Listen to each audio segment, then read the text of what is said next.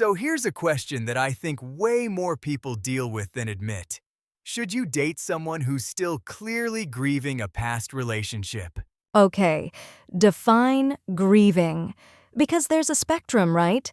Like, are we talking someone who broke up last week or someone who ended a 5-year thing 6 months ago and still tears up occasionally? Fair. Let's say somewhere in the middle. Someone who's functioning, they're out there dating, but you can tell they're not fully over it. They still mention the ex. Maybe they get a little distant sometimes. See, my gut says no, not because that person is broken or anything, but because you're signing up to be someone's emotional crutch without really consenting to it. I actually disagree with that framing pretty strongly. Go on. Because here's the thing. When are any of us fully healed from anything? Like, we carry stuff. If you wait until someone is 100% emotionally pristine, you're going to be waiting forever. But there's a difference between carrying normal baggage and actively grieving. Grief takes up bandwidth, emotional bandwidth. Sure, but I've seen people meet someone incredible during that messy middle period, and it actually helps them heal. Like, not as a replacement, but the new connection gives them perspective on the old one.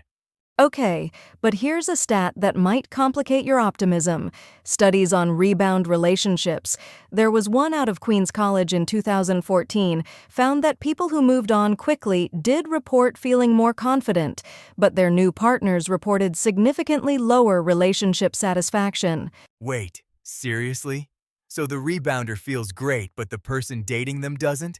Exactly, because you're basically absorbing the emotional instability.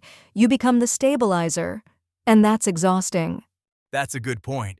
I'll give you that. But I still think it depends on the person doing the grieving. Some people process outwardly, and it looks messy, but they're actually doing the work. How do you tell the difference, though? Like in the early stages of dating someone, how do you distinguish between healthy processing and someone who's just not available?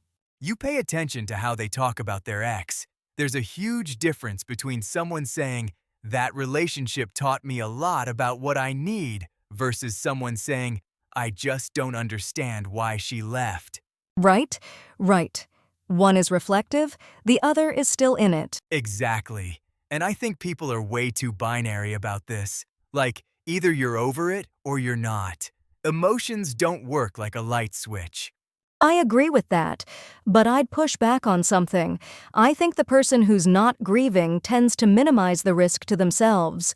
You go in thinking, I can handle this, I'm patient, and then 3 months later you realize you've been pouring into someone who can't pour back. Okay, that's real. I've actually been there. Really? Yeah. Dated someone about a year after their long-term relationship ended, and on paper, a year sounds like plenty of time, but they hadn't really processed it. They just buried it, and it would come out in weird ways, comparing me to the ex, getting weirdly defensive about small stuff. See, that's what I'm talking about. Timeline doesn't equal readiness. No, totally. But here's the twist. That relationship eventually became one of the best I've had. It took work, it took honesty, but we got there. So does that mean I shouldn't have started it? But wait, how many people have that patience? You stuck around. Most people would have bounced after month 2 of that. Most people probably should have bounced, honestly. I got lucky that the person was willing to grow. And that's the crux of it for me. You're essentially gambling. And the odds aren't great. Not because grieving people are bad partners, but because grief is unpredictable. Okay, but all relationships are a gamble. You could date someone who seems totally fine, and they've got commitment issues they haven't even discovered yet.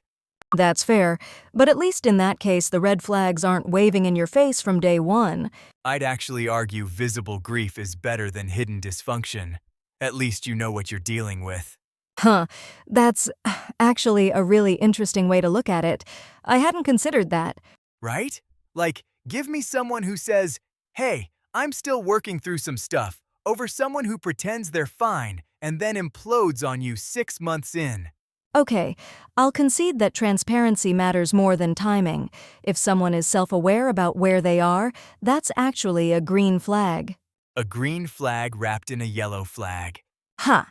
Yeah, basically. But here's where I still hold my ground.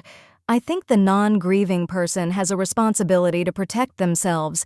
You can be compassionate without being a martyr. 100%.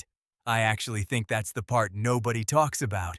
Everyone frames it as, should you give them a chance? But nobody asks, what are your boundaries here? Exactly.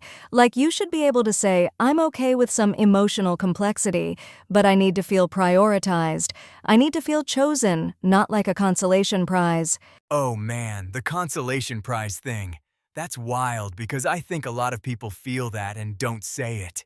Because it sounds petty, but it's not. It's a legitimate need. It's not petty at all. You deserve to be someone's first choice, not their recovery plan. So, where do we land on this? Because I feel like we've gone back and forth, but there might be something we actually agree on. I think we agree that it's not really about whether the other person is grieving. It's about whether they're self-aware and actively doing the work, and whether you're honest with yourself about what you can handle. Yeah, two questions. Are they growing through it or stuck in it? And can you hold space for that without losing yourself? If both answers are yes, go for it. If either one's a no, Then love yourself enough to walk away, even if it's hard, especially if it's hard. man, that might be the most romantic thing you've ever said on this podcast. Don't get used to it.